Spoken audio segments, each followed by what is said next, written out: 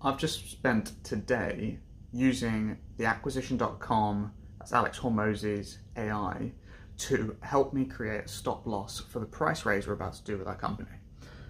So what's the point of a stop loss? Basically, for us to figure out when we know this price raise test is going to be finished, and how do we know if it's successful or not, and then what to do when that happens.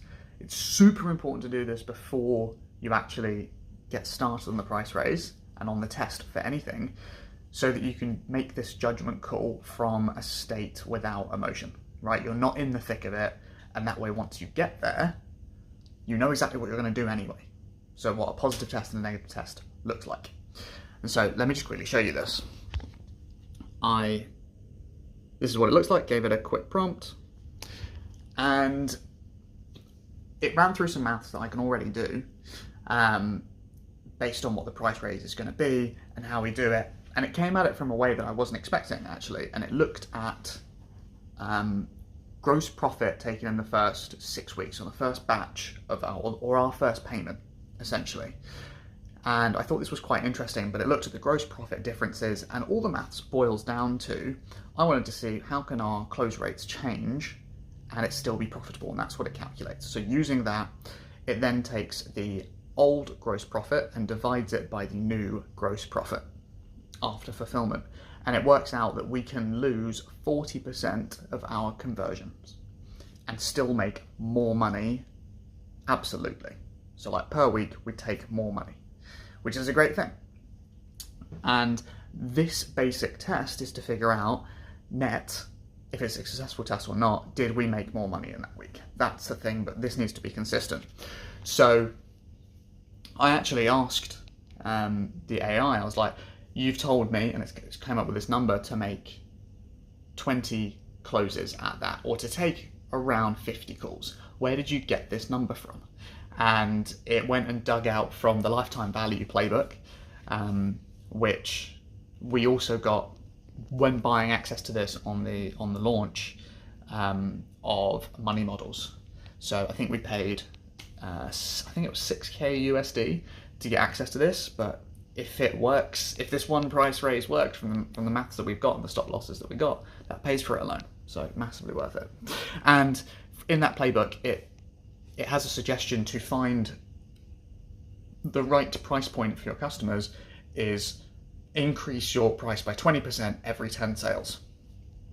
And then you can measure these points as you go and figure out, are we making the most money possible for effort? The other really interesting thing, which this AI thing is actually super useful in certain contexts and really bad in others. So for stuff like this, ideation and checking your maths, really, really useful. So I actually noticed that this wasn't taking into account our cost to acquire a customer. And I'm like, what's going on? That sounds dodge, because if our close rates halve, if our conversions halve, CAC has now doubled. Why are we not taking that into account? I'm like, I actually put in my prompt, it's like, is that because it cancels out? So then it ran me through the algebra, and luckily we teach maths, so it was not scary.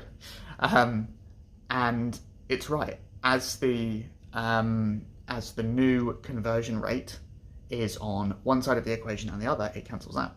So the change in CAC doesn't matter, which is pretty cool to look at, and something that I was going to take into account, but it doesn't need to, which is wicked.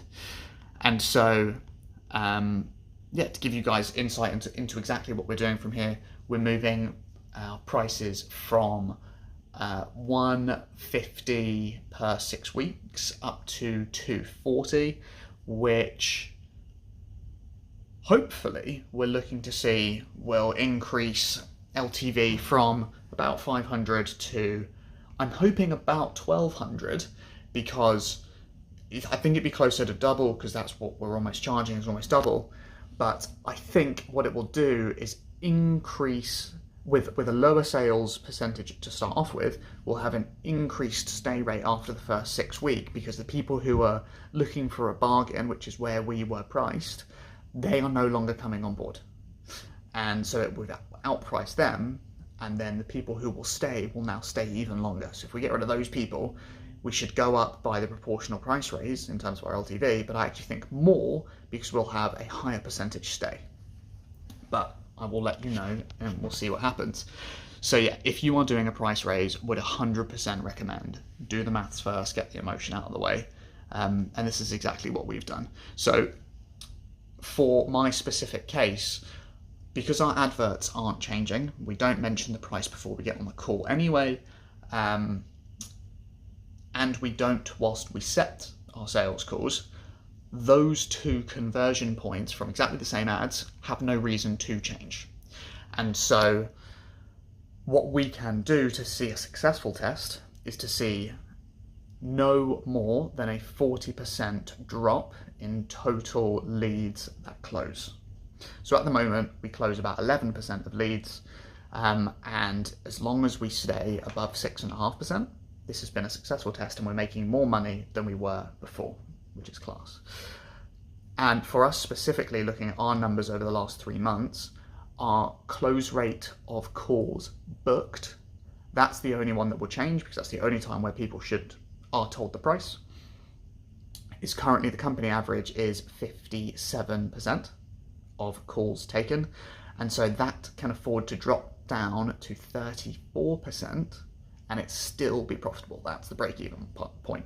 So 50 to 60 calls taken, hoping for 20 sales, or at least 20 sales over the next 4 weeks. And then at that point, we'll be able to take a look and see what are the close rates, what are the numbers, was it successful or was it not, and then exactly what to do from there.